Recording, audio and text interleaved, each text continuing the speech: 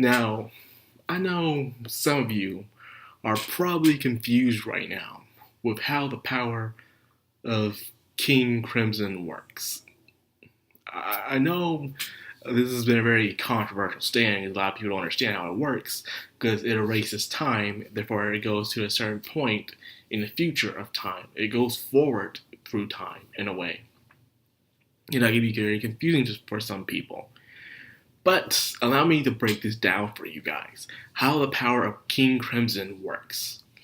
Okay, in the beginning of this episode, you were seeing some strange things. Naruto was trying to get the chocolate from Mista, but they're all in his mouth. Fugo as Jono for some water, and he was already drinking it. And of course, a cat walked over Jono's legs and ate a piece of fish. And of course, when Jono was on the island, Abakio was going to go and, lecture him for not going on the island by, disobeying boss's orders. And if you already noticed, some things skipped ahead. Okay, this is how you explain King Crimson. I know YouTubers like Minty Not the Bad Guy and Exports did an excellent job explaining King Crimson, but let me do my version of it. Okay, say you're seeing someone in front of you. You notice they're pulling out a gun, but instead of you seeing them pull out the gun and shoot you, you already have the bullet inside you. What King Crimson does is it destroys the cause, but it keeps the effects. It keeps the results of one's actions. There's action and there's reaction. And most of the times, King Crimson takes the reaction of things. He destroys the action and keeps the reaction of it, the cause and the effect. I've seen this sometimes in some video games and stuff like that, where the guy has some time traveling powers, or they use time traveling advice, and you kill them. Like a bad guy kills the good guy, but the good guy comes back because of time. You're like, I thought I killed you. Yeah, it was another time, but I'm here anyways. And as that happens, it's confusing, but it's best to keep the action and reaction, the cause and the effects. He goes into the future in his world, just like the world where he stops time and everything around him freezes because time freezes. In King Crimson's power, he sees stuff coming. So when he sees something happening, he can go forward through it instead. It's like in his world, things speed up. It slows down, but in the real world, it speeds up. It's like that. It's like when someone moves very fast, so you're not able to see their movement or something like that, but even faster. It's like that in a way.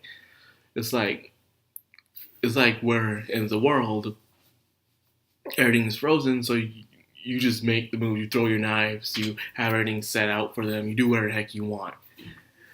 But with King Crimson, things are moving very slowly. Very slowly in his world.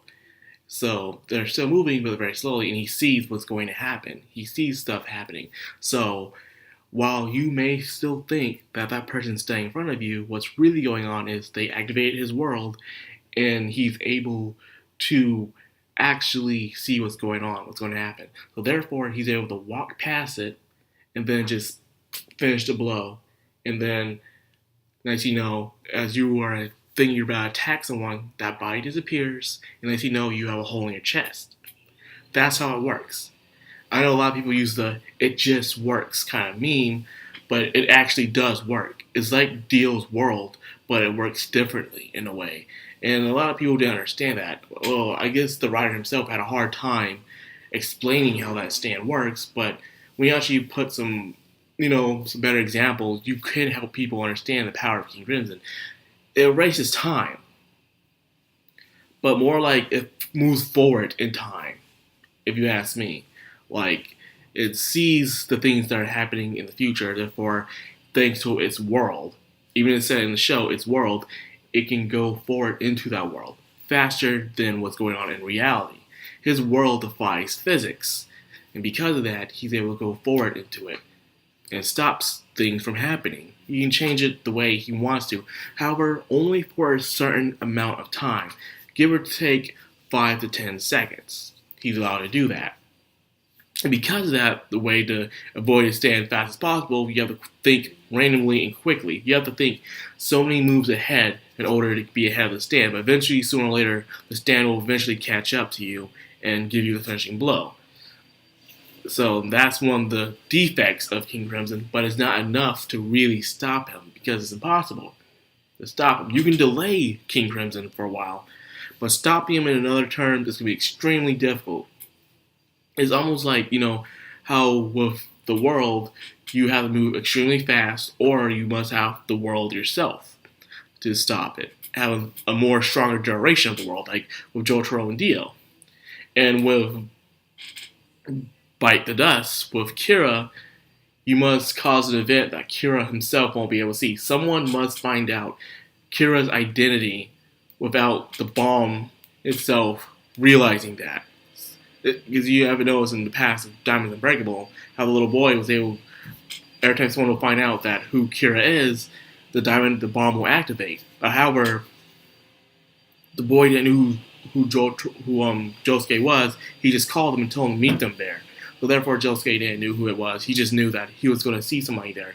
He discovered Kira doing his dirty deed, and therefore he was able to stop Kira and Bite the Dust by a random event. So there's multiple ways to stop each of these kind of powerful stands that have to do with time. You just gotta go about it a different kind of way. And the way they did it was pretty smart. And it took some people to really understand. Heck, a lot of people to this day don't understand how Crimson King works. You can't just say erase time, because therefore people think, well then doesn't mean the time didn't exist. Well, more like for it's able to accelerate. Right? People can go backwards in time. People can stop time. He can go forward into time. He sees what's coming. He's able to dodge it and make his own move and go forward into it. That's how King Crimson works. Now with that, the owner of King Crimson to be a very cowardly man who for some reason there wasn't no one to know his true identity. Because of that, he has King Crimson itself do all the work. Most of the time you see the stand behind the user until they attack. But this entire time, the user has been behind the stand. So that's very strange. I guess he's that scared of people finding out his identity. Now, that being said, Brutarachi should have been dead. Bruno should have been straight out dead. But for some reason, he is alive.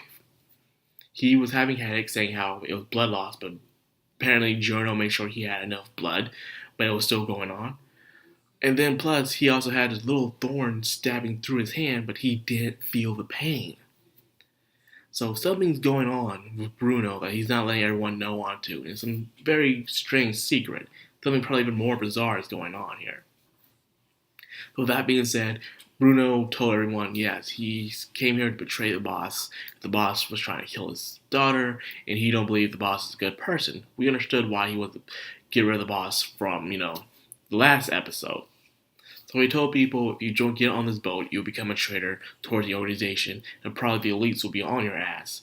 So they execute this moment very well, especially with Naracha's moment, and usually in these kind of moments, everybody gets on board and everyone goes off the fight to die. However, I like it how Fugo chose to stay behind. But speaking of Fugo's stand was actually very unbeatable in a way. The point it was so OP to the point that the writer himself decided to write him off of the story. Yes, he chose because his logical way of thinking, he wouldn't join this kind of madness. He's a very logical man. He don't see a way they can beat them because he knows all their stand abilities. And plus, even more organization members will be on them. Of course, it was just the assassination squad that was after them. But by betraying the boss himself, everyone will be after them now. And that's how it works.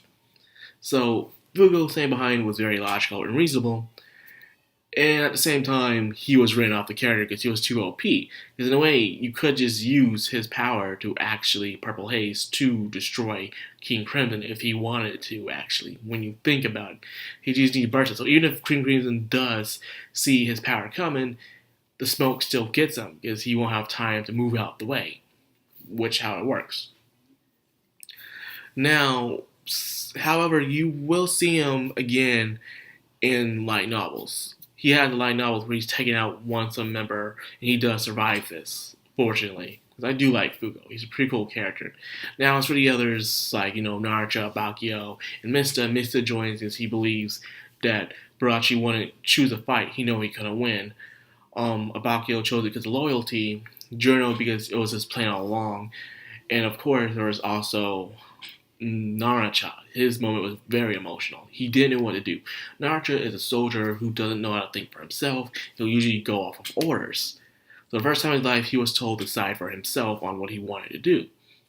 And after seeing someone like Trish, who went through what he went through, where someone that was related to him betrayed them, he felt emotionally scarred of that. So therefore, he decided his resolve is to protect Trish.